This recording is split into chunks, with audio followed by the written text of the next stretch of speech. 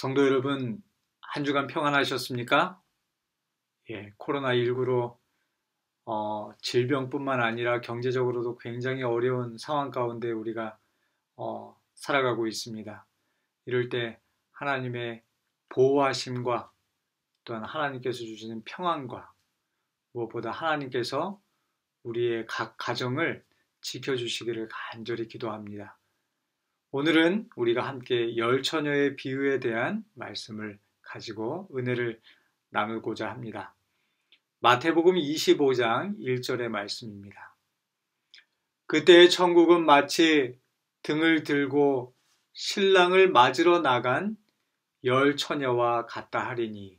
여러분, 열 처녀의 비유는 예수님의 재림 직전에 있을 교회의 경험을 설명하는 것입니다. 열 처녀의 비유에서 알 수 있는 것은 우리는 신부가 아니라 신부의 친구들, 그러니까 신부의 친구들로서 신랑을 맞이할 열 처녀가 바로 우리라고 하는 것입니다. 열 처녀는 모두 신랑이 오기를 기다렸습니다. 우리도 모두 예수님의 재림을 기다립니다. 그러나 정작 신랑이 왔을 때 열 처녀는 두 부류로 나뉘어지게 됩니다. 기름을 준비한 슬기로운 다섯 처녀와 기름을 준비하지 못한 미련한 다섯 처녀로 나뉘어지게 되는 것이죠. 그렇게 구분되는 시점, 그러니까 슬기로운 다섯 처녀와 미련한 다섯 처녀로 구분되는 시점을 가리켜 주는 것이 있습니다. 그것이 바로 보라, 신랑이로다, 맞으러 나오라 라는 외침이었습니다. 이 외침은 마치 예수님의 재림을 의미하는 듯합니다. 그런데 실물교훈 29장 열 처녀의 비유와 각 시대의 대쟁투 24장 지성소에서의 봉사를 자세히 읽어보면 그렇지 않다는 것을 알 수 있습니다. 그 뒤에 신랑과 슬기로운 다섯 처녀가 함께 들어가게 된 혼인 잔치가 바로 예수님의 재림을 상징한다고 하는 것입니다. 그렇다면 보라, 신랑이로다, 맞으러 나오라 라는 이 외침은 무엇을 상징하는 것일까요? 이 외침은 다니엘 7장 14절에 기록된 예수님께서 하나님께로부터 나라를 받으시는 것을 의미하는 것입니다. 다니엘 7장 14절에 그에게 권세와 영광과 나라를 주어라고 기록되어 있습니다. 다니엘 7장 9절부터 말씀을 우리가 함께 읽어보면요. 예수님께서 나라를 받으시는 이 장면은 이 땅의 사건이 아니라 하늘에서 있을 사건임을 알 수가 있습니다. 좀 더 구체적으로 보자면 예수님께서 지성소에 들어가셔서 우리를 위해 조사 심판을 하시는데요. 그 조사 심판을 진행하시고 난 다음에 하나님께로부터 나라를 받으신다는 것을 알 수가 있습니다. 그러니까 그에게 권세와 영광과 나라를 주고는 조사 심판 다음에 있을 하늘의 사건이라고 하는 것입니다. 바로 그때 하나님께서 하늘에서 나라를 받으실 때 이 땅에서는 보라, 신랑이로다, 맞으러 나오라 라고 하는 외침이 울려 퍼지게 된다고 하는 것입니다. 재림을 고대하는 열 처녀들에게 이 하늘의 사건이 곧 공개될 것입니다.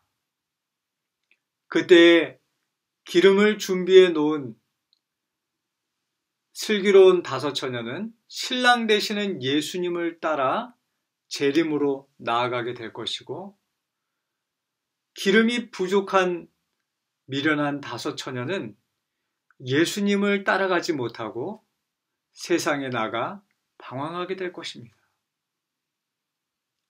저는 오늘 이 시간 우리 모두가 이 등불의 기름을 준비하게 되기를 간절히 바랍니다.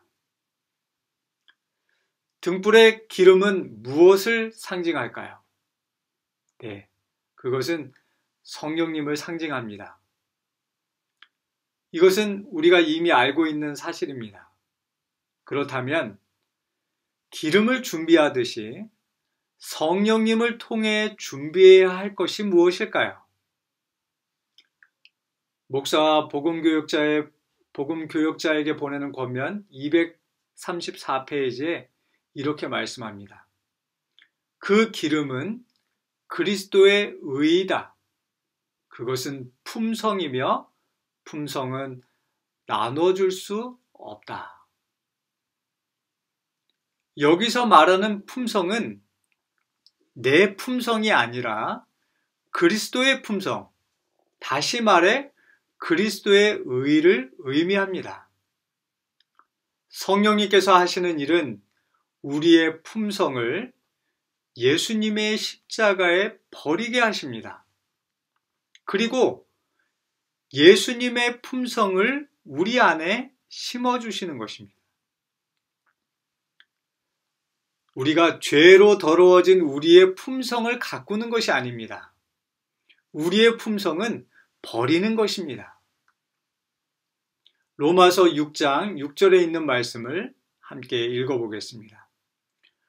우리가 알거니와 우리 옛사람이 예수와 함께 십자가에 못 박힌 것은 죄의 몸이 멸하여 다시는 우리가 죄에게 종노릇하지 아니하려 함이니. 여기 죄를 짓게 만드는 세 가지 요소가 등장합니다. 첫째, 그것은 죄입니다. 죄는 우리가 범죄하도록 우리를 유혹하고 우리를 강요합니다. 둘째는 옛사람입니다. 옛사람은 우리가 아담으로부터 물려받은 생각, 마음, 이런 정신적인 부분입니다. 죄를 좋아하고 죄에 찬성하고 죄에 동의하는 이것이 바로 옛사람의 가진 성질입니다. 마지막 세 번째로 죄의 몸입니다.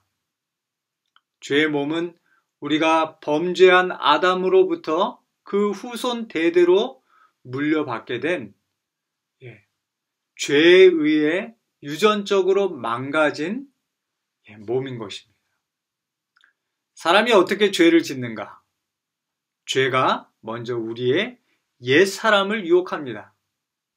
그러면 죄를 좋아하는 우리의 옛사람이 그 유혹에 넘어가 우리의 죄의 몸으로 하여금 죄된 행동을 하도록 지시합니다. 그러면 몸은 옛사람의 지시를 받아 죄를 행동으로 옮기게 되는 것입니다. 저는 오랫동안 저의 옛사람을 예수님의 품성처럼 가꾸려고 노력했습니다. 어느 정도 성과가 있는 듯 했습니다. 그러나 그렇지 않았습니다. 어느 순간 죄가 다시 유혹하면 저의 옛사람은 언제 그랬냐는 듯이 예전의 모습으로 돌아가 저의 몸으로 죄를 짓게 만든 것입니다. 정말 죄에게 종처럼 끌려가는 것을 저는 여러 번 경험했습니다. 방금 전까지만 해도 예수님을 생각하고 예수님께서 주시는 은혜를 받고 있었는데 이 죄가 저의 옛사람을 유혹하면 그 유혹에 넘어가 죄의 종이 되어 여지없이 죄를 짓게 되는 저의 불쌍한 모습을 보게 된 것입니다. 그런데 이 말씀에서 기쁜 소식을 깨닫게 되었습니다. 우리 옛사람이 예수님과 함께 십자가에 못 박혔다는 사실입니다. 성도 여러분, 예수님께서 십자가에 못 박히신 것이 이미 완성된 사실인 것처럼 우리 옛사람이 예수님과 함께 십자가에 못 박힌 것도 이미 완성된 사실이라는 것입니다. 이 말씀은 저에게 복음이었습니다. 저는 저의 옛사람을 바꾸려고 정말 무진장 노력하고 애를 썼습니다. 하지만 이제 죄를 좋아하는 저의 옛사람이 죽었으니 너무나도 홀가분함을 얻게 되었습니다. 저는 다시 옛 모습으로 돌아가려 할 때마다 이 말씀을 의지하고 고백합니다. 이 죄를 좋아했던 저의 옛사람은 예수님과 함께 십자가에서 죽었습니다. 저는 더 이상 죄의 종노릇하지 않겠습니다. 라고 말입니다. 성령님께서는 저에게 이 사실을 끊임없이 생각나게 하시고 그것을 믿도록 도와주십니다. 저의 옛사람이 죽었으니 이제 어떻게 해야 할까요? 이제 하나님의 말씀대로 살기를 노력해야 할까요? 여러분, 제가 그렇게 살기를 노력하는 순간 이 또한 제가 살아있다는 것이 아니겠습니까? 맞습니다. 선한 노력이라도 내가 하고자 하는 것은 곧 내가 살아있다는 증거입니다.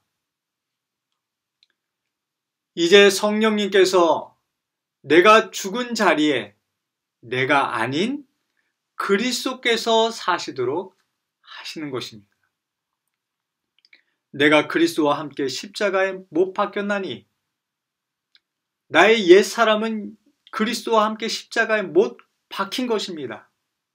그런즉 이제는 내가 산 것이 아니죠.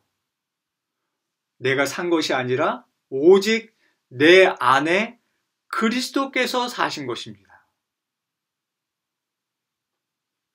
이제 내가 육체 가운데 사는 것은 나를 사랑하사 나를 위하여 자기 몸을 버리신 하나님의 아들을 믿는 믿음 안에서 그리스도께서 사시는 것입니다.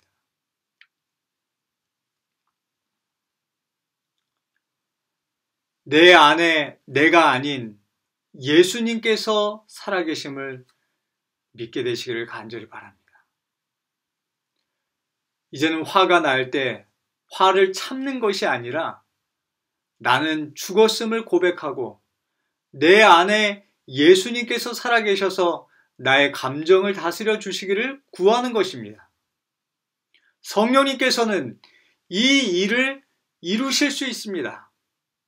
이것은 성경의 약속이고 반드시 우리에게 이루어질 창조의 능력, 부활의 능력인 것입니다.